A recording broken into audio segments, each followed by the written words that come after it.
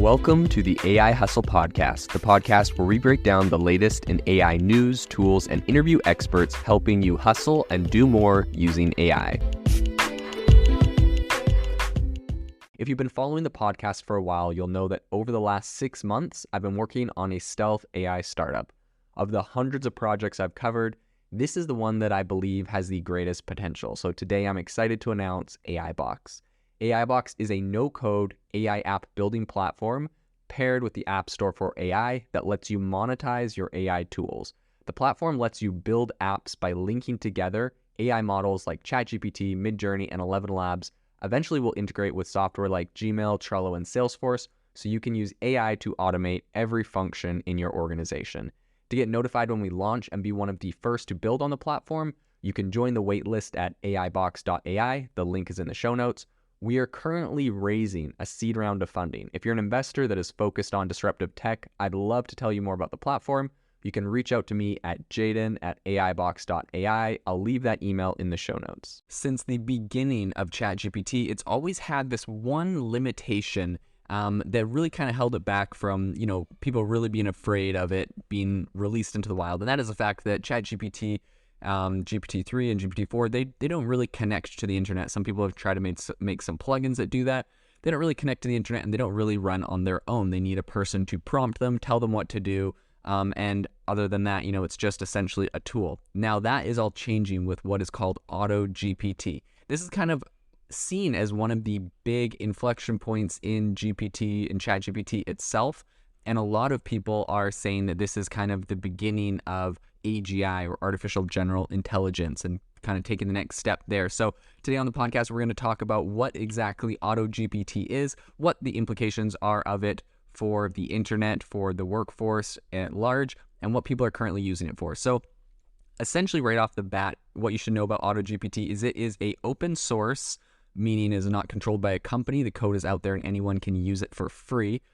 Project on GitHub. And this project was created just a couple weeks ago, but it already has over 60,000 stars on GitHub, which GitHub is essentially just a code repository, or a place where developers can upload all of their code, share code, look at code, merge code. If you're working on a coding project, you're going to be using GitHub.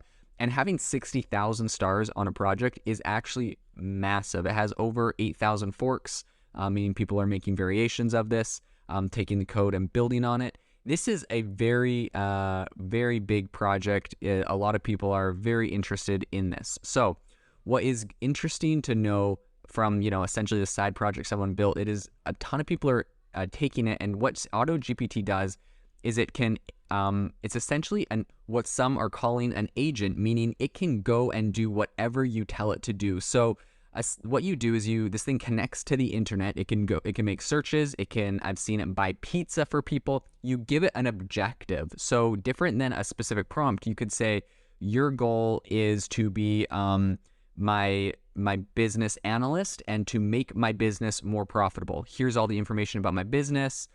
This is what I sell. This is what I do, yada, yada. Your goal is to just make me more profitable. And it just takes an objective, or you can give it a few different objectives. It breaks this into a task list. So if your objective is to make more money, it looks at your products. It can do product market research. It breaks it into a whole bunch of different tasks. And then when these tasks are too complicated for this one quote unquote agent to solve, it spins up multiple variations or agents below it. So kind of like on ChatGPT, how you'd have different threads if you're asking ChatGPT for different questions. It's one thread that's like the boss, and it's controlling all the other threads or agents and telling them what to do. It's like, okay, so we're going to make more money. I want you to do product market research. I want you to go and look at what competitors are doing here. I want you to go and look at different ways we can cut costs in the company. I want you to go and be a social media manager and spin up, daily Instagram posts with captions. I want you to go and create image assets for the website. So essentially you set this thing loose, and you can give it different things too. You can say I want you to make me more profitable, or I want you to come up with a new product that we can sell. Your budget is, $1,000. Your budget's $500. Do X, Y, and Z, whatever my goal is within that budget. So this thing can take budgets, this thing can take objectives, and it runs on its own. And anytime that one of its agents is like maxing out. You know, like you've seen this with ChatGPT, like you get a really long conversation going and it kind of starts, I don't know, becoming less, it doesn't remember so much something that it talked about before. All the data that all of the agents are gathering can be combined. They're short, they compress them. So all the data is being combined. It knows everything. This thing is crazy. I mean, I've seen this thing, someone has it go and buy them a pizza because they had it, they gave it the access to go do that. Someone said, you know, I have like a weekly budget for groceries. I want you to go make all my meal plans based on this budget and based off of these dietary restrictions. You know, things that you could tell ChatGPT, ask it for a list, but this doesn't just do the list. This goes and makes the meal plan. Then it goes and figures out how to integrate into the API for, you know, a shopping app. Then it goes and orders all your groceries to your front door for you. Like this thing is like connected to the internet, interfacing with APIs of software and doing the stuff. And it's, people are hooking it into GPT-4. So this thing is incredibly powerful. And a lot of people are freaking out saying, you know, this is the next level of AGI. Like this AI is beyond just giving you an answer in the ChatGPT interface. It is now executing, and if it doesn't have enough bandwidth to figure out a problem, it creates an entire task list and delegates its tasks to lower versions or other, you know, other agents on its network. Now, the thing to know with all of this is it's not just like a software that anyone can use. This is something currently for developers, although some people are making versions that are useful for people that don't know how to code. But at the moment, you know, you got to go get your OpenAI AI keys and integrate them, and you have to go get some other stuff and integrate it. And there's kind of like a command module that you talk to this thing through code and you get it all set up. So it's a little bit more complex than just, you know, anyone can open it up and talk like ChatGPT, although people are making more simple versions of it. So this is going to be, I think, a really massive trend where we have these AI agents essentially set loose all over the internet doing different things, writing blogs, posting social media posts. You know, you can just tell one like, hey, you're my social media agent, figure out a way to get me more followers on Instagram. And then it just goes and does all the research on what people in your niche are doing to get more followers on Instagram. And then it goes and it gets other agents to write the posts and other ones to generate the images and other ones to edit the videos and other ones to go comment on things. Like it's crazy because you're giving it an objective and it is running through a list and it's like doing the work. It's not just, you know, giving you responses. So this is a really big paradigm shift. A lot of people are, you know, afraid of it, but people on Twitter are sharing some really cool stuff they've been able to get done. Someone had it prepare podcast outlines by searching the news for what was like trending in their area and then preparing podcast outlines talking about all those new trending areas and preparing it and giving it to them.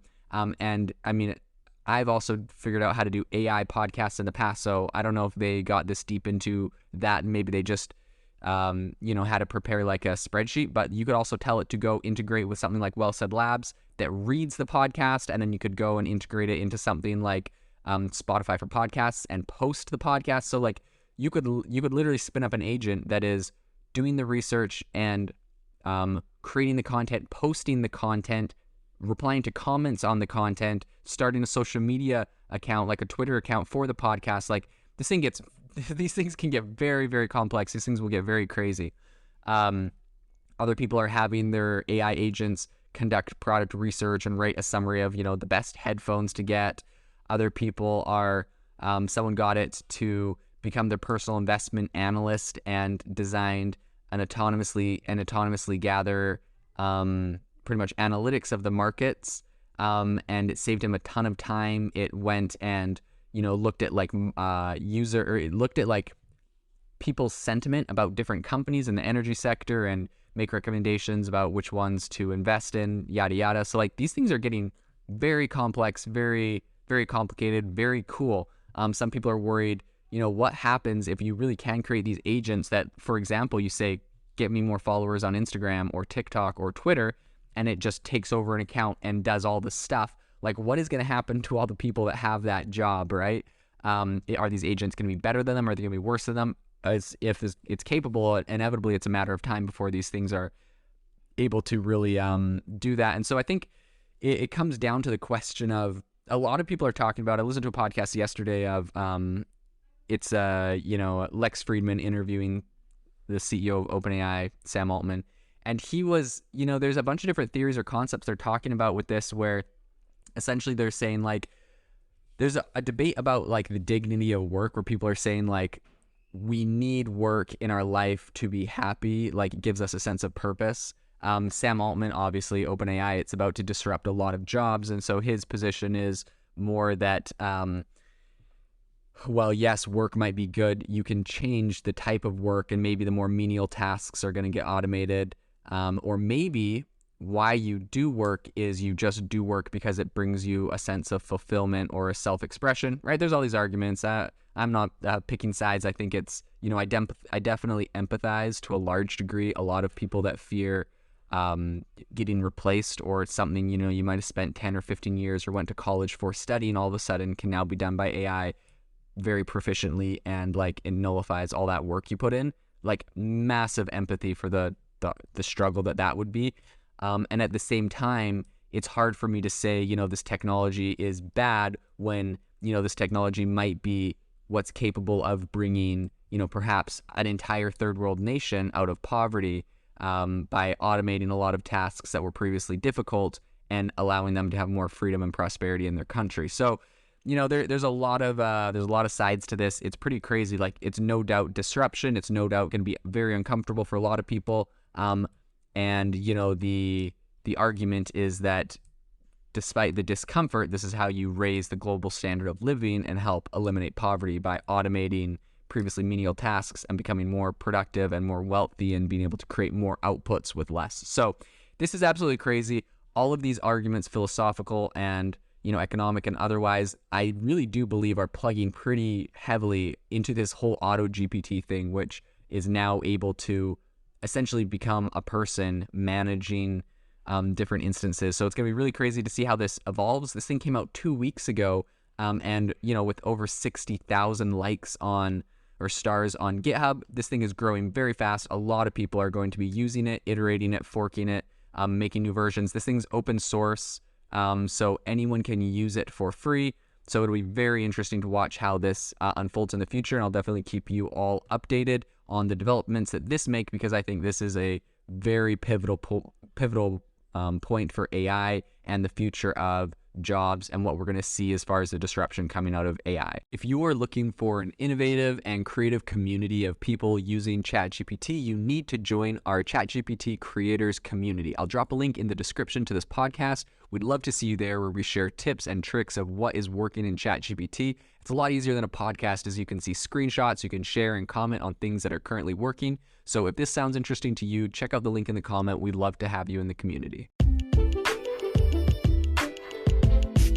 Thanks for tuning in to the AI Hustle podcast. If you could do us a massive favor, we would really, really appreciate it if you could leave us a review wherever you get your podcasts. This helps people find the podcast. It helps people know this is a good place to go. And we would really, really appreciate it, as it helps us continue to bring on incredible guests and share incredible content for you to listen to.